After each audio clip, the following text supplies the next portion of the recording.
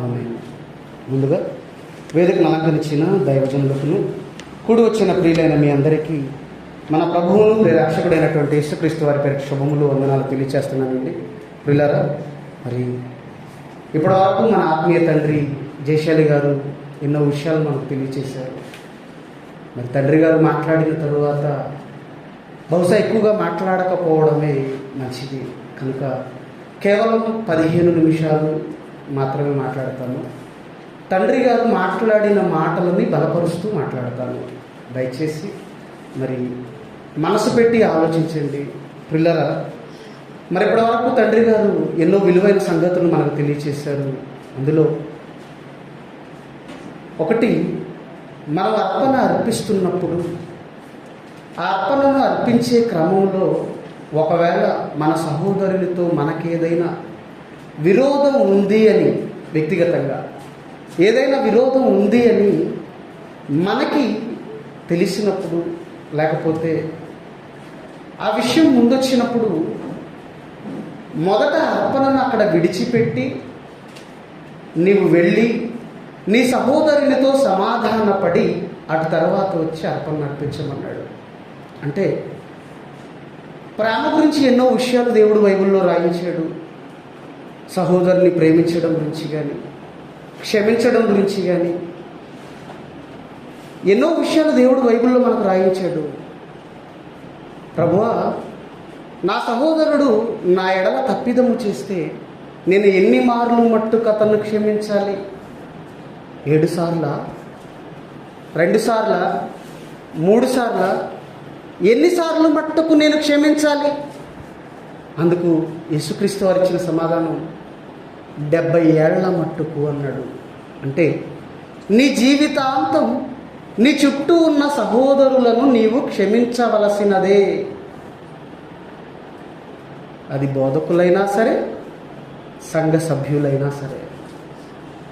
క్రీస్తును ధరించి క్రైస్తవునిగా మారిన మనలో క్రీస్తు చూపిన మాదిరి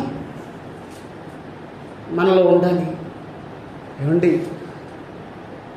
సహోదరుని క్షమించే విషయంలో కానీ, సహోదరుని ప్రేమించే విషయంలో కానీ మహనీయులు మనకి మాదిరి చూపించారు.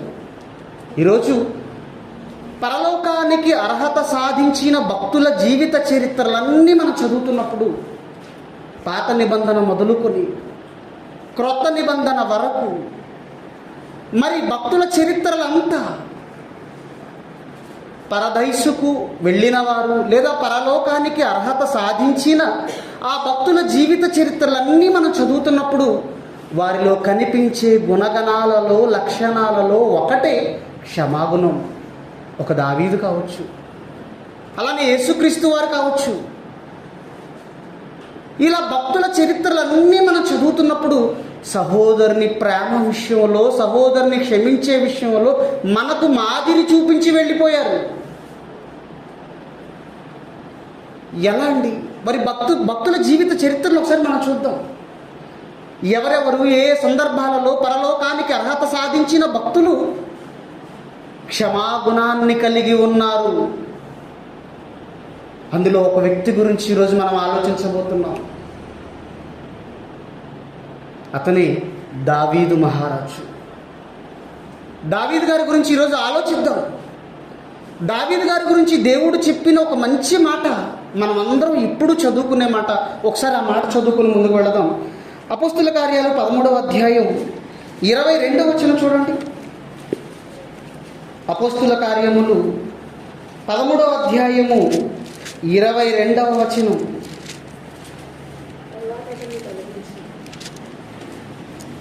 తరువాత అతన్ని తొలగించి సౌలును తొలగించి దావీదును వారికి రాజుగా ఏర్పరచెను. మరియు ఆయన దేవుడే అంటున్నాడు, ఏమంటున్నాడు?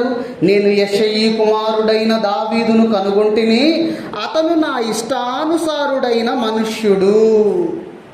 అతను నా ఇష్టానుసారుడైన మనుష్యుడు. అంటే దేవుడంటే అందరికీ ఇష్టం, కానీ తిరిగి దేవుడు మనల్ని ఇష్టపడుతున్నాడా అనేది ఇక్కడ పాయింట్.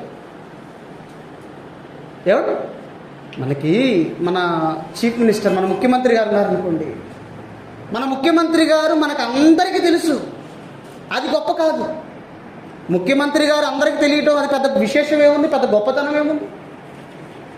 కానీ ముఖ్యమంత్రి గారికి మనం తెలియడం గొప్ప విషయం. ఎంత గొప్పగా మాట్లాడుకుంటాం. నేను ముఖ్యమంత్రి గారికి తెలుసండి, నన్ను పేరు పెట్టి పిలిచారండి, నాతో మాట్లాడారండి. ఎంత గొప్పగా ఆలోచిస్తాం.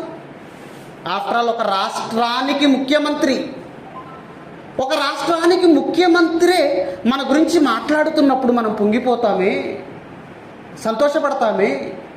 కానీ ఇక్కడ దావీదు గారి గురించి మాట్లాడుతుంది ఒక రాష్ట్రానికో ఒక దేశానికో ముఖ్యమైన మంత్రి కాదు, ప్రధానమంత్రి కాదు, సాక్షాత్తు మన కన్న తండ్రి అయిన దేవుడు, ఈ సమస్త విశ్వాన్ని చేసినవాడు. ఏం మాట్లాడుతున్నాడు? నేను యెషయి కుమారుడైన దావీదును కనుగొంటిని, అతను నా ఇష్టానుసారుడైన మనుష్యుడు. దేవుడు ఇష్టపడ్డా? ఏమండి, బైబిల్ చరిత్రలో దేవుణ్ణి ఇష్టపడిన వారు చాలామంది ఉన్నారు. కానీ పలానా వ్యక్తి అంటే నాకు ఇష్టమని దేవుడు చెప్పిన సందర్భాలు చాలా తక్కువగానే ఉన్నాయి. బహుశా మనకి బాగా ఒక దావీదు గారి గురించి కనపడవచ్చు, ఒక మోషే గారి గురించి కనపడవచ్చు, ఒక యేసుక్రీస్తు వారి గురించి కనపడవచ్చు. అంతకు మించి ఎక్కువగా అందరి భక్తుల గురించి దేవుడు మాట్లాడినట్లు లేదు అక్కడ. ఈరోజు ఒక మనిషి మరొక మనిషి గురించి సాక్ష్యం చెబుతాడు. ఇదిగో పలానా యేసన్న మంచివాడు, పలానా ఆనందన్న మంచివాడు. మనం చెప్పడం గొప్ప కాదు. మన గురించి ఎవరు సాక్ష్యం చెప్పాలి? దేవుడు చెప్పాలి. ఈరోజు మనిషే మరొక మనిషి గురించి సాక్ష్యం చెబుతున్నాడు, కానీ దేవుడు మన గురించి సాక్ష్యం చెప్పేటట్లు మనం బ్రతకగలుగుతున్నామా అని ఆలోచించడం మర్చిపోయాడు.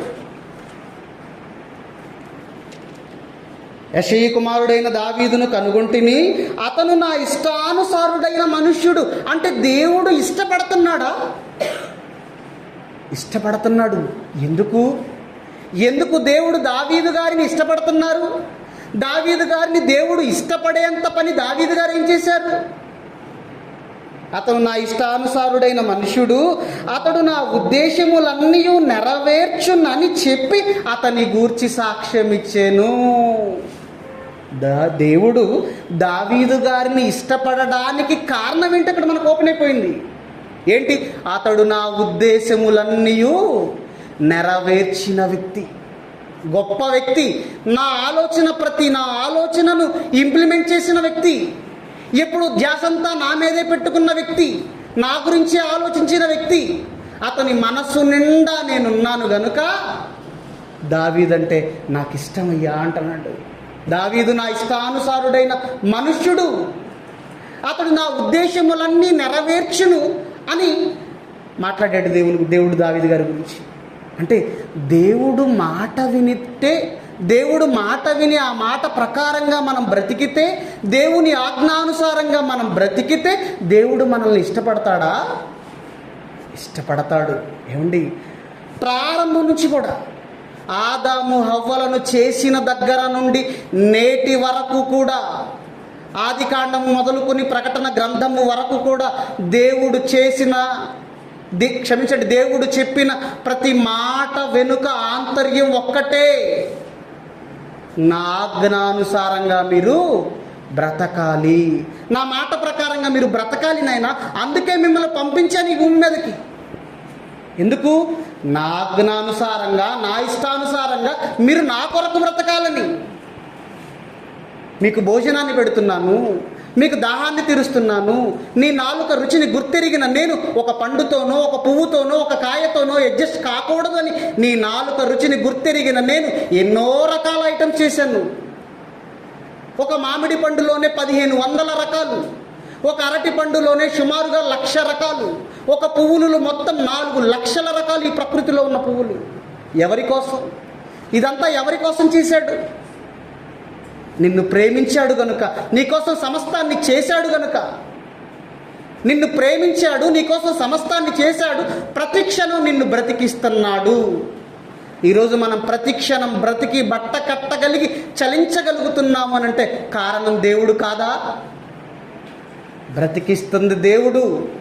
ఎందుకు మనల్ని బ్రతికించాలి, ఎందుకు మనకు సమస్తాన్ని ఇవ్వాలి, ఎందుకు ధ్యాసంతా మన మీదే పెట్టుకొని కునుకకుండా నిద్రపోకుండా ప్రతిక్షణం ఆయన కనుసన్నల్లో మనల్ని పెట్టుకొని ఎందుకు ఉండాలి దేవుడు? ఆలోచించారా ఎప్పుడైనా? ఎందుకు ఉండాలి? మన కోసం ఇన్ని చేస్తున్న దేవుడు మనల్ని అడుగుతున్నది ఏంటి? ఒక్కటే, నా ఆజ్ఞానుసారంగా మీరు బ్రతకాలి. ఆదాము హవ్వలను చేశాడండి. ఆదాము హవ్వలను ఏదైనా తోటలో చేసిన తరువాత ఏదైనా తోటలో ఒక్కటే చెప్పాడు వాళ్ళకి, ఇదిగో ఈ తోటలో ఉన్న అన్ని వృక్ష ఫలాలు మీరు నిర్భయంగా తినేసేయండి, అయితే ఈ తోట నడుమునుందే ఆ ఒక్క వృక్ష ఫలం తప్ప నువ్వు అన్నీ తినేయి. అన్నీ తినేయి అంటే ఎన్ని పెట్టుంటాడండి? ఎన్ని పెట్టుంటాడు? ఈరోజు ప్రకృతిలో కాలక్రమంలో చాలా సమసిపోయాయి జంతువులు, చాలా చెట్లు అరుదుగా మారిపోయాయి, చాలా పక్షులు అరుదుగా మారిపోయాయి. ఏమండి, ఒకప్పుడు కనపడిన పక్షులు కొన్ని జాతులు నేటి కనపడడం లేదు. ఒకప్పుడు కనపడిన వృక్షాలు మొక్కలు నేటి కాలంలో కొన్ని కనపడడం లేదు. అంటే ఉండే కొన్ని జాతులు అంతరించిపోతున్నాయి. ఇప్పుడు మనకు తెలిసిన నేటి ప్రస్తుత కాలానికి ఇన్ని రకాల పండ్లు, ఇన్ని రకాల పువ్వులు, ఇన్ని రకాల కాయలు ఉన్నప్పుడు ఆ రోజు ఆదాము హవ్వలకు ఏదైనా తోటలో ఎన్ని రకాలు పెట్టుంటాడో ఆలోచించండి. అన్ని ఉన్నాయి కదా, అన్ని రకాలు ఉన్నాయి కదా, ఇవన్నీ నువ్వు తిను, ఒక్కటి మాత్రం తినొద్దు అని అన్నాడండి. కానీ ఏం చేశారు ఆదాము హవ్వలు? చల్లగా అపవాది ఎంటర్ అయిపోయాడు. ఎంటర్ అయిపోయి చక్కగా మాట్లాడాడు. ఇది నిజమా స్టార్ట్ చేశాడు. త్రోవ తప్పించేశాడు. తప్పు చేశారు. తప్పు చేసిన వెంటనే ఏదైనా తోట నుండి ఏం చేశాడు? వెళ్ళగొట్టేశాడు. శిక్ష వచ్చేసింది, శిక్ష ఇచ్చేశాడు. ఏమండి, అలా ఆదాము హవ్వ మొదలుకుంటే ఇశ్రాయేలీలు కావచ్చు, ఆ తరువాత కొత్త నిబంధన కాలంలో కావచ్చు, యేసుక్రీస్తు వారి కాలంలో కావచ్చు, ఆదికాండం నుండి ప్రకటన గ్రంథం అంతా చరిత్రలన్నీ చదువుతున్నప్పుడు దేవుడు తన ఆంతర్యం ఒకటే మనకు అర్థమవుతుంది. ఆయన మాట వింటే చాలు, ఇదొక్కటే ఆయన కోరుకుంటున్నాడు. ప్రతి విషయమందు ఆయన మాట వినాలి, మనం ఆయన మాట వినాలి, ఇదొక్కటే కోరుకుంటున్నాడు. అంటే ప్రారంభం నుంచి మనకి ఇన్ని చేసిన దేవుడు మన నుంచి కోరుకుంటుంది ఏంటి? ఒకటే, నా మాట వినాలి నా పిల్లలు. మరి ఆయన మాట ఆ తొలి మానవులైన ఆదాము హవ్వలే ఒమ్ము చేసేశారు. ఆ తర్వాత ఇశ్రాయేల్ దగ్గరకు వచ్చి ఇశ్రాయేలీలతో మాట్లాడుతూ దేవుడు ఏమంటున్నాడో మరొక మాట చూడండి. నిర్గమాకాండము, త్వరగా ముగిస్తాను చూడండి. నిర్గమాకాండము 15వ అధ్యాయము, నిర్గమాకాండము 19వ అధ్యాయం, క్షమించండి 19వ అధ్యాయం 5వ వచనం చూడండి. నిర్గమాకాండము 19వ అధ్యాయం 5వ వచనం, త్వరగా. నిర్గమాకాండము 19వ అధ్యాయం 5వ వచనం. కాగా మీరు నా మాట, నీ తండ్రినైన దేవుడినైన నా మాట, మీరు నా మాట శ్రద్ధగా విని నా నిబంధనను అనుసరించి నడిచిన ఎడల మీరు సమస్త దేశ జనులలో నాకు స్వకీయ సంపాద్యమగుదురు. సమస్త భూమియు నాదే కదా. మీరు నాకు యాజక రూపకమైన రాజ్యముగాను పరిశుద్ధమైన జనముగాను ఉందురని చెప్పుము. మీరు నా మాట శ్రద్ధగా విని నా నిబంధనను అనుసరించి నడిచిన ఎడల అంటే దేవుని మాట వినడం కాదు దేవునికి కావాల్సింది, ఆ మాట ప్రకారంగా బ్రతకడం కావాలి దేవునికి. ఆ రోజు ఆదాము హవ్వలు దేవుని మాట విన్నారా? విన్నారు అంటే విన్నారు, కానీ ఆ మాట ప్రకారంగా ఏం చేయలేదు, వాళ్ళు నడవలేదు, బ్రతకలేదు. ఇశ్రాయేలీలు వినలేదా? ఎన్నో అద్భుత కార్యాలు వాళ్ళ కళ్ళ ముందు చేశాడే, ఎన్నో సూచక్రియలు చేశాడే, వాళ్ళు చూడలేదా? చూశారు, విన్నారు, కానీ ఏం చేశారు? చూసి విన్న దానిని నిష్ప్రయోజనం చేసేశారు. అంటే కేవలం వినడానికి మాత్రమే పరిమితమయ్యారే తప్ప విన్న దానిని ఆచరించాలి అని ఆలోచన లేదు వాళ్ళకి. అందుకే 6 లక్షల కాల్బలం సుమారుగా ఐగుప్తు నుండి బయలుదేరింది పాలు తెన్నులు ప్రవహించు కనాను దేశానికి. కానీ ఎంతమంది చేరుకున్నారు చివరికి? బయలుదేరిన వారిలో ఎంతమంది చేరుకున్నారు? 2, కేవలం 2. అంటే మిగిలిన వాళ్ళంతా ఏమైపోయారు?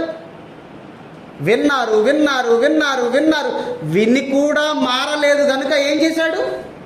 కూల్చేశాడు అరణ్యంలోనే. అంటే దేవుడు మాట వింటే, ఇదంతా మీకు ఎందుకు చెబుతున్నాను అంటే, దేవుడు మాట వింటే ఎంత బాగా ప్రేమిస్తాడో, మాట ధిక్కరిస్తే అవతలి వాడు ఎంతటి వాడైనా క్షమించడు. ఇది దేవునికి ఉన్న గుణం. నువ్వు మాట బాగా శ్రద్ధగా విని నడుచుకున్నావా, నిన్ను చాలా బాగా ప్రేమిస్తాడు. నీ మాటను రూఢీపరుస్తాడు. నువ్వు చెప్పినట్టు నీ మాట వింటాడు. నీ వశమైపోతాడు. నీ గురించి ఆలోచిస్తుంటాడు. నీ వెంటే వస్తుంటాడు. నువ్వు ఎంతటి మహాభక్తుడు అయినా మాట మీరావో ఏం చేస్తాడు? లెక్క చేయడు. అమ్మో, నా కుమారుడు మోషే ఒక తప్పే కదా చేశాడు, పోనీలే వదిలేద్దాం అనుకోలేదు. ప్రతిసారి బండతో మాట్లాడమనడం, ప్రతిసారి బండను కొట్టమండం, నీళ్లు రావడం, బండను కొట్టమండం, నీళ్లు రావడం. తరువాత చిన్న చేంజ్ చేశాడు. ఈసారి నాయన నువ్వు మాట్లాడు అన్నాడు. కొట్టమని చెప్పలేదు, మాట్లాడు అని అన్నాడు. ప్రతిసారి కొట్టమండం అలవాటు కదా మోషే గారికి. ఆయన వింటున్నాడు కదా, కొట్టమంటున్నాడు, కొట్టాను, కొట్టమంటున్నాడు, కొట్టాను. ఇలా ప్రతిసారి కొట్టమంటూ ఒక్కసారిగా మార్చేశాడండి. నువ్వు మాట్లాడు అన్నాడు. కానీ మోషే గారు ఏం చేశారు? కొట్టేశాడు. దానికి దేవుడు, మోషే నా ఇల్లంతటిలో నమ్మకమైన వాడు, సాత్వికుడు, అతని వంటి వాడు ఎవరూ లేరు అని సాక్ష్యము చెప్పిన దేవుడే మోషే గారి గురించి ఏం చేశాడు? మోషే గారిని పాలు తేనెలు ప్రవహించు కనాను దేశానికి నీవు వెళ్ళవు మోషే అన్నాడు. అదేంటండి? ఇప్పుడు బండని కొట్టమని ప్రతిసారి దేవుడే కదా చెబుతున్నాడు. ప్రతిసారి దేవుడు కొట్టమంటేనే కదా కొడుతున్నాడు. ఈసారి మాట్లాడమన్నాడు, ఏదో పొరపాటు అయిపోయింది, కొట్టాడు, బండనే కదా కొట్టాడు. ఎందుకు అంత శిక్ష వేయాలి దేవుడు మోషే గారికి? అంటే ఇక్కడ మెయిన్ థీమ్ ఏంటంటే, నా మాట శ్రద్ధగా వింటున్నారా లేదా అని ఆలోచిస్తున్నాడు. ఇది ఇక్కడ పాయింట్. ఎందుకు మోషే గారికి శిక్ష వేశాడు అని అంటే, నా మాట శ్రద్ధగా వినలేదు మోషే. నా మాట శ్రద్ధగా వినుంటే మాట్లాడేవాడు బండతో, కొట్టేవాడు కాదు బండని. అంటే మోషే గారు చేసిన చిన్న శ్రద్ధ ఏం చేసింది? పాలు తేనెలు ప్రవహించు దేశానికి, కనాను దేశానికి వెళ్లకుండా చేసింది. అంటే ఈ చరిత్ర అంతా మీకు ఎందుకు చెబుతున్నాను అంటే, దేవుడు ఇష్టపడితే ఎంత బాగా ఇష్టపడతాడో ఆయన మాట వింటే, ఆయన మాట వినకపోతే అంతే కోపపడతాడు, అంతే మండిపడతాడు మన మీద. అలాంటి గుణం కలిగిన వాడు దేవుడు. అయితే మరి దావీదు గారి గురించి దేవుడు మాట్లాడుతున్న మాట, నా ఉద్దేశములన్నీ నెరవేర్చిన వ్యక్తి అంటున్నాడు కదా. ఇంతకీ దావీదు గారు ఏం చేశారబ్బా? ఆయన ఆజ్ఞానుసారంగా బ్రతికాడు, అందుకే దేవుడు ఆయన ఇష్టపడ్డాడు. ఇంతగా ఆయన ఆజ్ఞానుసారంగా బ్రతికిన సందర్భాలలో ఒక్కదాని గురించి ఈరోజు మనం మాట్లాడుకుందాం. అన్నీ అవసరం లేదు, ఆయన జీవితంలో ఆయన చరిత్రలో చాలా ఉన్నాయి. ఇప్పుడు ఒక్కదాని గురించే మనం మాట్లాడుకుందాం. అదే ఇప్పటి వరకు మన కన్న తండ్రి గారు మాట్లాడిన మాటకు పొడిగింపుగా క్షమాపణ గురించి.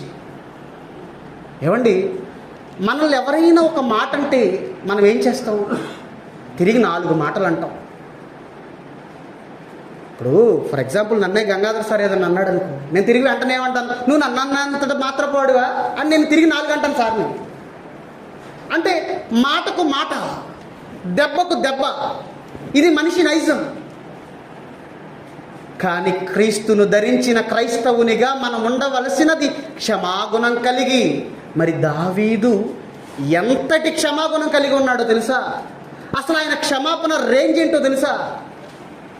ఒక మాట అంటేనే మనం క్షమించమండి మన సహోదరుని. ప్రాణం తీయడానికి వచ్చిన సౌలుని క్షమించాడు. ప్రాణం తీయడానికి వచ్చిన వ్యక్తిన ఈరోజు మనం ఒక మాట అంటేనే మనం ఓర్చుకోలేకపోతున్నామే, తిరిగి 100 మాటలు అనేస్తున్నామే.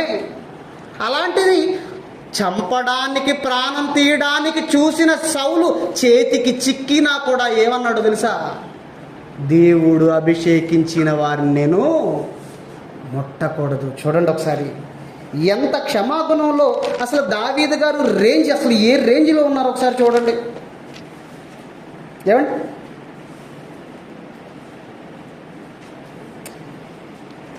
ఏమండి సౌలు గారి విషయంలో కూడా దేవుడు నెట్టేయడానికి కారణం ఏంటంటే మాట వినకపోవడమే. ఒకసారి ఆ మాట చూసుకుని వెళ్దాం.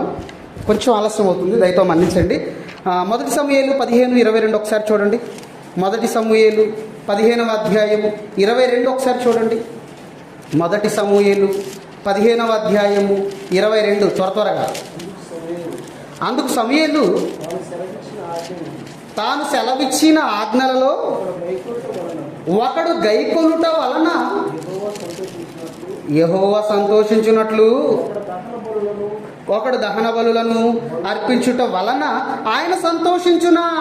ఆలోచించు, బలులు అర్పించుట కంటే ఆజ్ఞను గైకొనుటయు పొటేళ్ల క్రోవు అర్పించుట కంటే మాట వినుటయు శ్రేష్టము అంటున్నాడు. ఇక్కడ సందర్భం ఏంటంటే, సౌలు గారు రాజుగా ఉన్నప్పుడు అమాలేకుల మీదకి యుద్ధానికి వెళ్ళమంటాడు దేవుడు. వెళ్ళిన తర్వాత సౌలు గారు అమాలేకీలతో యుద్ధం చేసి రాకుండా ఏం చేస్తాడంటే, ఆ సౌలు గారు ఉన్న రాజ్యంలో ప్రజలు అక్కడ దేవుడు ఏవైతే శపితములు అన్నాడో వాళ్ళకి కలిగిన సమస్తం, అది ఎడ్లు కానీ జంతువులు కానీ పక్షులు కానీ ఆస్తులు కానీ మొత్తాన్ని శపితం అన్నాడు. ఆ శపితములని వేటినైతే అన్నాడో వాటినే పట్టుకొని వచ్చేస్తారు వీళ్ళు.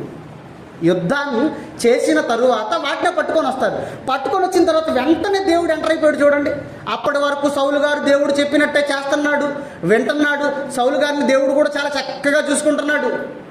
కానీ ఒక్కసారిగా అమాలేకీయుల మీదకి యుద్ధంకి వెళ్ళి వాళ్ళను ఓడించి రమ్మంటే దేవుడు ఏదైతే శపించాడో ఆ శపితములు పట్టుకొని వచ్చేసారు వీళ్ళు. వెంటనే ఏమంటున్నాడు, ఆ శపితములు పట్టుకొని వచ్చినందుకు సమూయేలు వెళ్ళి హెచ్చరిస్తున్నాడు సౌలు గారిని. ఏమంటున్నాడు, తాను సెలవిచ్చిన ఆజ్ఞను ఒకడు గైకొనుట వలన యెహోవా సంతోషించినట్లు ఒకడు దహన బలులను అర్పించుట వలన ఆయన సంతోషించునా. ఆయన ఎప్పుడు సంతోషిస్తాడో తెలుసా? ఆయన మాట వింటే సంతోషిస్తాడు. సౌలు, నువ్వు మాట తప్పావు, దేవుని మాట నువ్వు మీరావు, నీవు దహన బలులు అర్పించిన ఆయన సంతోషించడు. బలులు అర్పించుట కంటే, దహన బలులు అర్పించుట కంటే ఆయన మాట వినడం శ్రేష్టమయ్యా అంటున్నాడు చూడండి. ఆలోచించు, బలులు అర్పించుట కంటే ఆజ్ఞ గైకొనుటయు పొట్టేళ్ల క్రొవ్వు అర్పించుట కంటే మాట వినుటయు శ్రేష్టము. తిరుగుబాటు చేయుట సోదె చెప్పుటయను పాపముతో సమానము. మూర్ఖతను అగపరుచుట మాయా విగ్రహము గృహదేవతలను పూజించుటతో సమానం. అంటే తిరుగుబాటు అంటున్నాడు ఏంటి ఇక్కడ? దేవుడు యుద్ధం చేసి రమ్మన్నాడు, కానీ వీళ్ళు శపితములను కూడా తీసుకొని వచ్చినందుకు, మాటను మీరినందుకు దేవుడు ఏ లెక్కలోకి వాళ్ళు చేరుస్తున్నాడు? తిరుగుబాటు చేసిన వారి లెక్కలోకి మారుస్తున్నాడు. అంటే మాట వినకపోతే నీవు తిరుగుబాటు చేసినట్ట? మాట వినకపోతే తిరుగుబాటు చేసినట్టే. ఆ తిరుగుబాటు దేంతో సమానం అంటున్నాడు? పాపముతో సమానం. ఆజ్ఞాతిక్రమమే పాపం. అంటే సౌలు గారిని దేవుడు తృణీకరించడానికి కూడా కారణం ఏంటి అంటే, ఆజ్ఞను మీరాడు. దేవుని మాటను మీరడం వల్లనే సౌలును తొలగించి అప్పుడు దావీదును రాజుగా ఏర్పరిచాడు వాళ్ళకి, ఇశ్రాయేలు జనాంగానికి. కానీ దావీదు గారు చాలా వండర్ఫుల్ అండి. దేవుడే సాక్ష్యం చెప్పాడు అనంటే, నా ఉద్దేశాలన్నీ నెరవేర్చిన గొప్ప వ్యక్తి అన్నాడంటే, అసలు ఏ రేంజ్లో ఆయన మాట అంటే కళ్ళు మూసుకొని గుడ్డిగా వెళ్ళిపోయాడు దేవుడి మాటలో. ఇది నిజమా అబద్ధమా అవునా కాదా ఏం ఆలోచించలేదండి. దేవుడు చెప్పాడు అంటే చేస్తాడంతే, చెప్పాడంటే చేస్తాడంతే. మన ముఖ్యమంత్రులు కాదు, వాళ్ళు కొన్ని పంగనామాలు పెడతారు, కానీ దేవుడు చెప్పాడంటే చేస్తాడంతే. దావీదు గారు కూడా సేమ్, దేవునిలో ఏ లక్షణం అయితే ఉందో అదే లక్షణం ఉంది చూడండి దావీదు గారిలో. దేవుడు ఏది చెప్పాడో అది గుడ్డిగా ఫాలో అయిపోతాడు దావీదు గారు. అయితే సహోదరుని క్షమించే విషయంలో ఏ రేంజ్లో ఉంది అని అంటే ఆయన క్షమాగుణం. ఇప్పుడు రండి మొదటి సమూయేలు 24 చూడండి. మొదటి సమూయేలు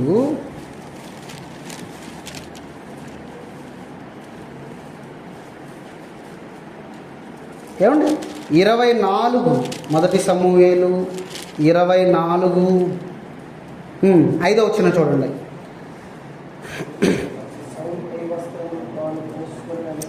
ఏమండి మొదటి సమూయేలు 24:4 చివరి నుంచి దావీదు అక్కడి నుంచి చదువుదాం. ఏమండి ఈ సందర్భం అంతా ఏంటి అంటే, సౌలు గారు దావీదు గారిని చంపడానికి తరుముతున్నాడు, కానీ సౌలు చేతికి దావీదు చిక్కడం లేదు. కానీ దావీదు గారి చేతికే సౌలు చిక్కాడండి. కానీ దావీదు గారు ఏం చేశారో తెలుసా? చదవండి. దావీదు లేచి వచ్చి సౌలునకు తెలియకుండా అతని పై వస్త్రపు చెంగును కోసెను. ఏమంటే మెడ కోయలేదు, కాలు కోయలేదు, అసలు అతను ప్రాణాన్ని తీయాలని చూడలేదు. ఏం చేశాడు? కేవలం పై వస్త్రపు చెంగు కట్ చేశాడు. కట్ చేసి తాను కొన్ని కోసను సౌలు పై వస్త్రము తాను కోసెనని దావీదు మనసు నొచ్చుకొని, ఇదేంటండి బాబు, అసలు ఒక వ్యక్తి మనల్ని చంపాలని ప్రయత్నిస్తుంటేనే, చూస్తుంటేనే తిరిగి అతను మనం ఏదో ఒకటి చేసేయాలి. అతను మనల్ని చంపేస్తాడు, ఆ భయంతో మనం బ్రతకలేము. అతన్నే మనం చంపేస్తే ఏ భయము లేకుండా నిర్భయంగా మనం బ్రతకొచ్చని ఈరోజు మనుషులు అనుకుంటారు. కానీ దావీదు గారు ఏంటి, తను చంపాలని చూస్తున్నాడని తెలిసి, తను చంపడానికి తరుముతున్నాడని తెలిసి, తను చంపడానికి తరుముతున్నా కూడా ఏమంటే పై వస్త్రపు చెంగును మాత్రమే కోసాడు. ఆ పై వస్త్రపు చెంగును కోసినందుకే ఏమైందట? మనసు నొచ్చుకున్నాడా? ఇదేంటిది? చంపడానికి చూసిన వాడిని చంపొచ్చు కదా, కానీ పై వస్త్రపు చెంగును కోసి ఆ పై వస్త్రపు చెంగును కూడా కోసినందుకు ఎంతలా బాధపడుతున్నాడు చూడండి. మనసు నొచ్చుకునేనందు చూడండి, అక్కడ చదవండి. సౌలు పై వస్త్రమును తాను కోసెనని దావీదు మనసు నొచ్చి, ఇతడు యెహోవా చేత అభిషేకము నొందినవాడు గనుక యెహోవా చేత అభిషిక్తుడైన నా ప్రభువునకు. వాట్ ఏ వండర్ఫుల్ మనసండి, అసలు వాట్ ఏ వండర్ఫుల్ వర్డ్స్ అండి దావీదు గారు మాట్లాడిన మాటలు. చంపడానికి చూసిన వ్యక్తిని మై లార్డ్, నా ప్రభువా అంటున్నాడు చూడండి. అసలు ఏం మనసు దావీదు గారిది. నా ప్రభువునకు నేను ఈ కార్యము చేయను, యెహోవాను బట్టి అతన్ని నేను చంపను. ఏమండి, చంపడానికి చూస్తున్నా అతన్ని క్షమించి చంపడానికి అవకాశం చిక్కినా చంపకుండా కేవలం దేవునిని బట్టి, నా దేవుడు అభిషేకించిన రాజు ఆయన నేను ముట్టకూడదని కేవలం దేవుడు అభిషేకించాడన్న ఒక్క మాటను బట్టి చూడండి దావీదు గారు ఎంత దూరం వెళ్ళిపోయాడు. ఏంటి, ఒక ప్రాణం తీయడానికి చూస్తున్న వ్యక్తిని క్షమించాడా? ప్రాణం తీయడానికి చూస్తున్న వ్యక్తిని నా తండ్రి అంటున్నాడా? ఇంకా చదువుకుంటూ పోతే ఉండి దావీదు ఈ చరిత్ర అంతా, ఈ మొదటి సమూయేలు గ్రంథం ఎండింగ్ అంతా చదువుకుంటూ పోతుంటే సౌలు గారిని దావీదు గారు పిలుస్తున్న పదం ఒక్కటే, నా తండ్రి, నా తండ్రి, నా తండ్రి, నా ప్రభు అంటున్నాడు చూడండి. అదే మనం అంటామండి. మనల్ని ఎవరైనా ఒక మాట అంటే ఏం చేస్తాం? తిరిగి 4 అంటాం. వాడా, వీడా, వాడంతటి వాడు, వీడంతటి వాడు. ప్రాణం తీయడానికి చూస్తున్న వాణిని కూడా నా తండ్రి, నా ప్రభు అని పిలిచిన దావీదు గారు ఎక్కడ? ఈరోజు ఒక మాట అంటే తిరిగి ఓర్చుకోలేక తిరిగి 4 మాటలని మనం ఎక్కడ? ఆలోచించండి.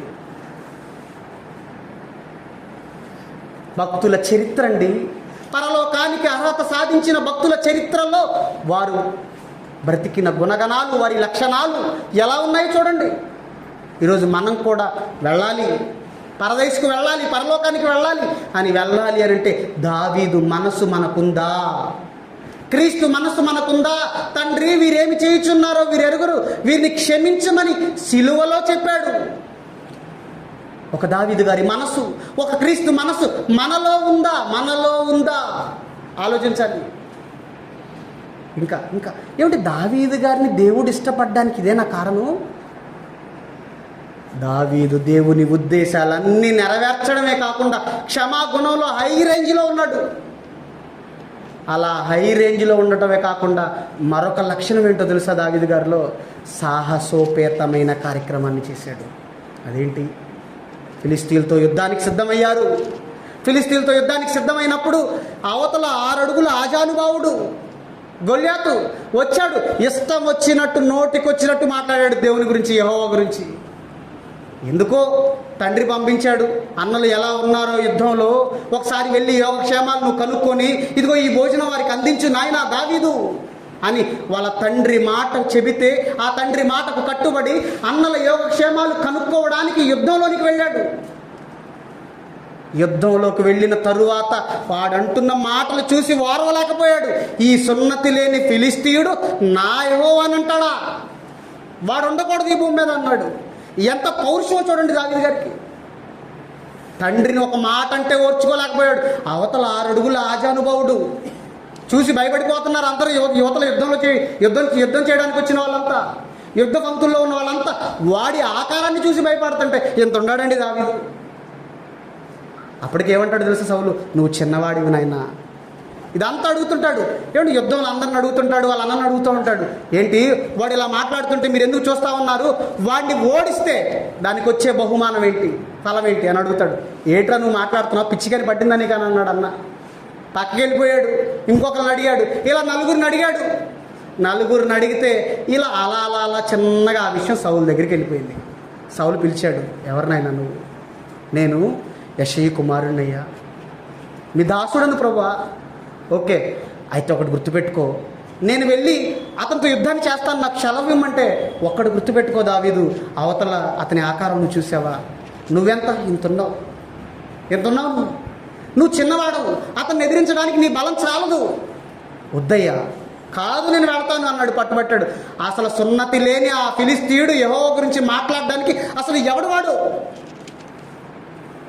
నేను ఉంచను వాడిని అని అన్నాడు. అంటే దేవుని గురించి మాట్లాడితే అంత కోపం వచ్చేసిందంటే దేవుడు అంటే అతని మనసులో ఏ రేంజ్లో ఉందో ఆలోచించండి. ఏమంటే అంతే కదండి. ఇప్పుడు ఎవరన్నా పక్కన మన కళ్ళ ముందు ఒక వ్యక్తిని తిడుతున్నాడు అనుకో, రియాక్ట్ అవుతాం మనం. వెంటనే చూస్తూ ఉంటాం, ఏమైందిలే వాళ్ళిద్దరే కదా పెట్టుకుంటున్నాం.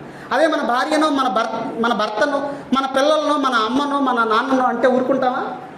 చెప్పని వెళ్ళిపోతాం పైకి. ఏట్రా నువ్వు నా భార్యనంటావా? నువ్వు నా భర్తనంటావా? నువ్వు నా అమ్మనంటావా? తస్మాత్ జాగ్రత్త అని పైకి వెళ్ళిపోతాం. ఎందుకు? అవతల వాళ్ళు కొట్టుకుంటుంటే చూసి వెళ్ళకుండా ఉన్నావు. మరి ఈరోజు ఎందుకు నీ దగ్గరికి రాగానే పైకి వెళ్ళిపోతున్నావు?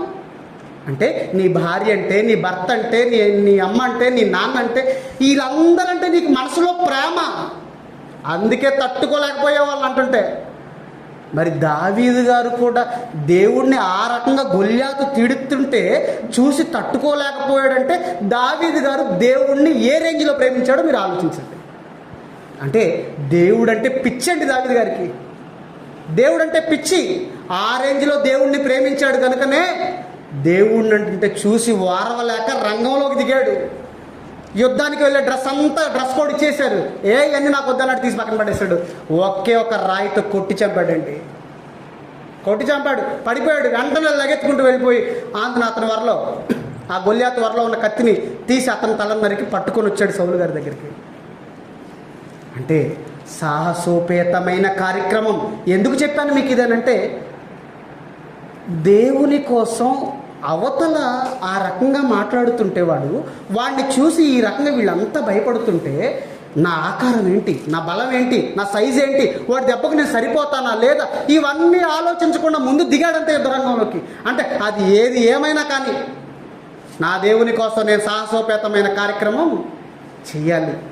దూకాడండి దావీదు గారు. యుద్ధం చేసేది దేవుడు.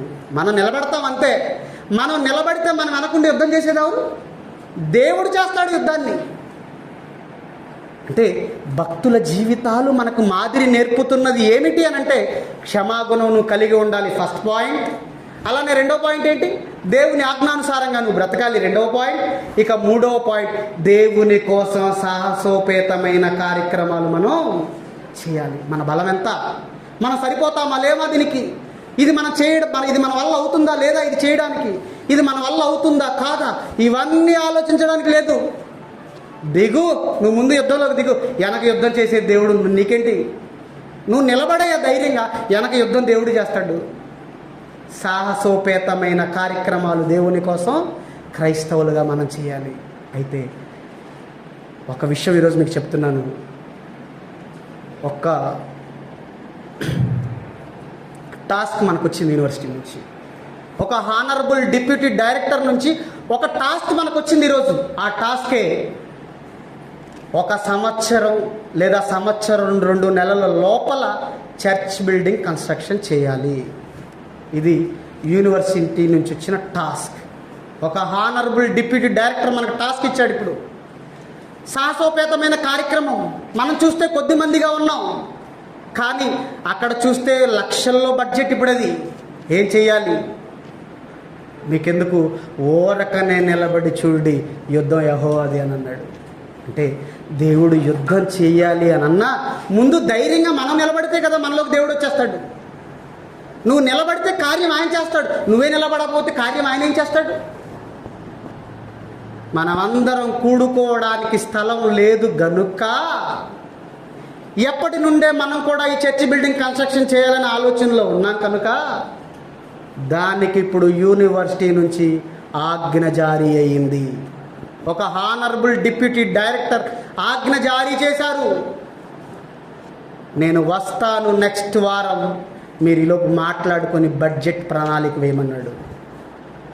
సాహసోపేతమైన కార్యక్రమం. ఇప్పుడు మరలా బిల్డింగ్ కన్స్ట్రక్షన్ చేసిన తర్వాత మరలా దానికి ఒక ప్రముఖ దైవజనులను పిలుచుకొని ఓపెనింగ్ చేయాలి. మరి దేవుని కోసం దావీదులాగా సాహసోపేతమైన కార్యక్రమాలు మనం చేస్తామా? చెయ్యగలమా? యుద్ధానికి నిలబడితే యుద్ధం చేసేవాడు దేవుడే. ఆ టాస్క్ గురించి మరిన్ని వివరాలు ఆరాధన అనంతరం మన పెద్దలు, దైవజనులు, మన ప్రిన్సిపల్ గారు మాట్లాడతారు. కళ్ళు మూసుకుంటే చిన్న ప్రార్థన చేసుకుందాం.